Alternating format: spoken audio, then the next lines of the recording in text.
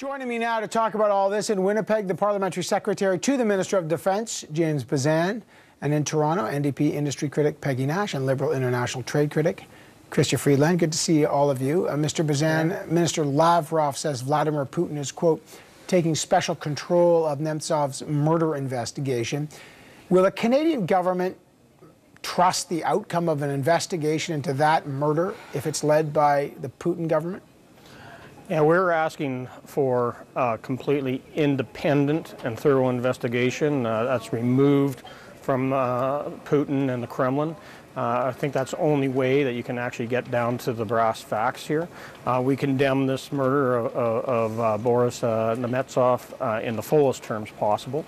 Here was an individual that was courageously leading Ukraine's Russia's opposition, that he was speaking out against corruption and standing up for human rights and democracy within Russia. And it just seems too convenient that he was murdered just days before he was releasing his report linking the Putin regime to the aggression that we're seeing in eastern Ukraine and in Crimea. So, you know, when I heard that Putin was going to lead this investigation, the thought that came to my mind is, if you want to do a cover-up, you better do it yourself so you get it done right.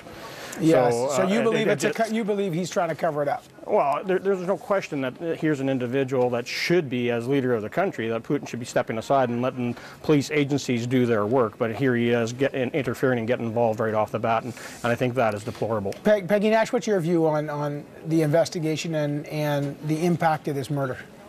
Well, first of all, I think that this is a terrible loss for all of Russia. And for democracy, and certainly we support the call by Prime Minister Cameron, by President Obama, that there be a full and independent inquiry into this murder, and that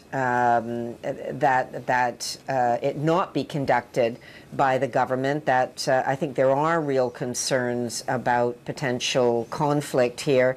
And I think it's particularly tragic for Russia that someone who's been a vocal critic, who's been calling for an end to corruption, who's been calling for more respect for the independence of Ukraine, that someone like this should be struck down, I think is very sad. And the timing of it certainly couldn't be worse, right on the brink of this report on Russia's involvement in Ukraine about to come out. Will we ever fully know what was in that report?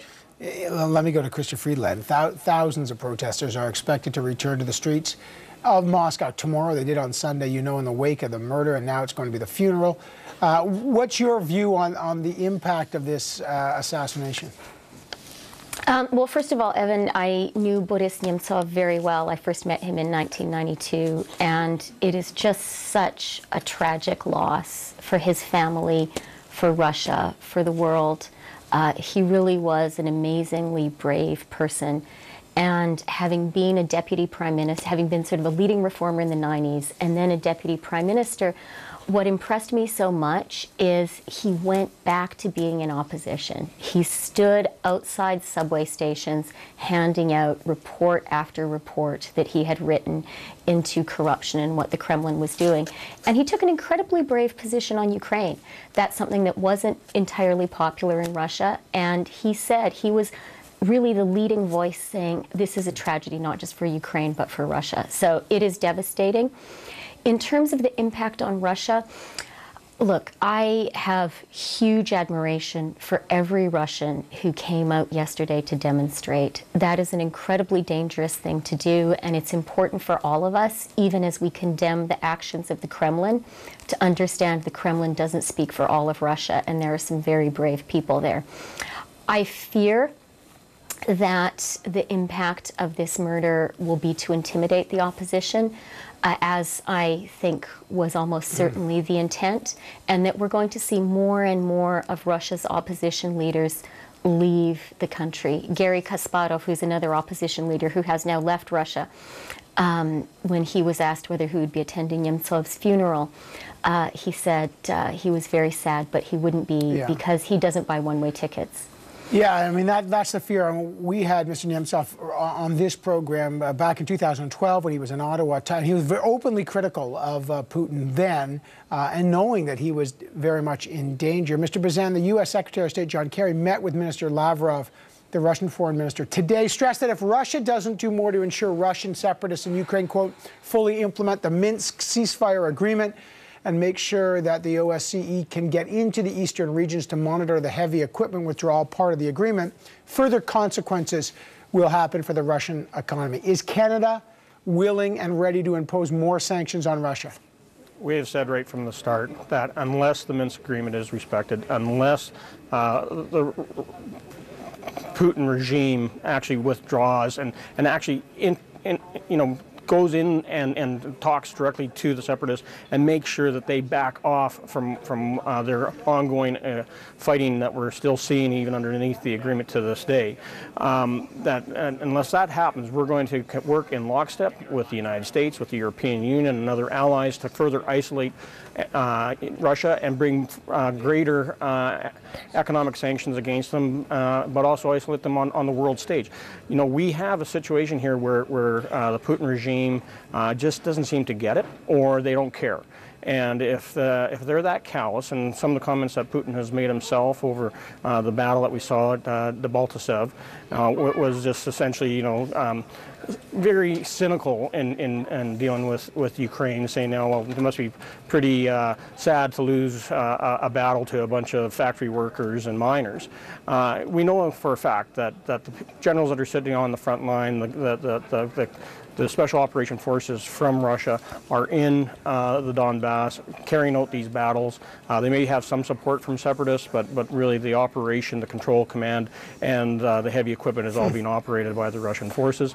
And so NATO has been very clear on this, and we're going to be a responsible ally here, and we have led from the get-go on making sure that we have all the sanctions in place, as well as working in lockstep with everyone to isolate President Putin. Let me just get the others in here, Peggy Nash and Chrystia Freeland. I mean, obviously the question now is, it does not appear that Putin has responded in any way, changed his behavior due to sanctions or support for the Ukraine. Are more sanctions the answer to Russian aggression? What's your view, Peggy Nash? Well, I think first of all, the Minsk agreement is there, it's in place, and while it's imperfect, it has certainly taken down the temperature somewhat, but it needs to be enforced. So it does need to be respected by Russia. We do need to get observers into the area to be able to verify withdrawal, which has not been fully the case.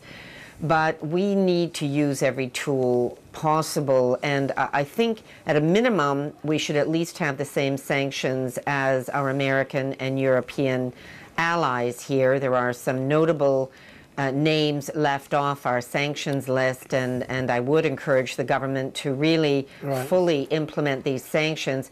And I think we should be willing to take a look at broader sanctions, at perhaps even more, perhaps sectoral sanctions. Again, working with our allies to really keep the pressure on Russia. Okay. I don't think that those who say sanctions don't work. I think that they are feeling the heat. They have kept going in spite of that, but I think we need to keep that pressure on and turn up the heat. Chrystia Freeland, real quick. So as Peggy said, Canada actually needs to do its part on the sanctions, and there are two notable names still missing from our list. They are Igor Sechin and Vladimir Yakunin. These are close friends, cronies of Vladimir Putin's, and they should be added to the list right away. I'd also like to say one thing to Mr. Bezan. You've heard, as you always do, Evan, when we have these panels, a real sort of cross-party unity on the need to support Ukraine and stand up to Russia.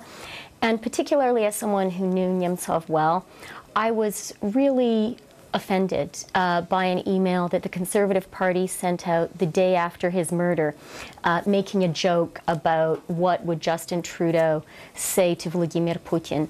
I think that's really not appropriate, and we really You know, the situation in Russia is so grave. The attack on Ukraine is so grave. We really shouldn't be petty here in Canada and play partisan politics. Mr. Bezan, you're shaking your head. I'll give you 10 seconds to respond. Well, let's just say that our Prime Minister has led on this file. He's the one that's gone directly to President Putin and said, get out of Ukraine. And I just also want to make mention that you know, we have targeted sanctions against those individuals' companies. We've got more sanctions on more people, more entities than any other country in the world. And you know, the one thing that is very sad here is that the UN Human Rights Council actually announced today that the death toll in eastern Ukraine has gone up over 6,000 people, and that is despicable. And all of us have to continue to put pressure as allies and under our strong leadership of our government under Prime Minister Harper against the Putin regime. James Bezan, Peggy Nash, Christian Freeland, I got to leave it there. Thanks to all three of you. Thanks, Evan. Thanks, Evan. Great to be with you. We got lots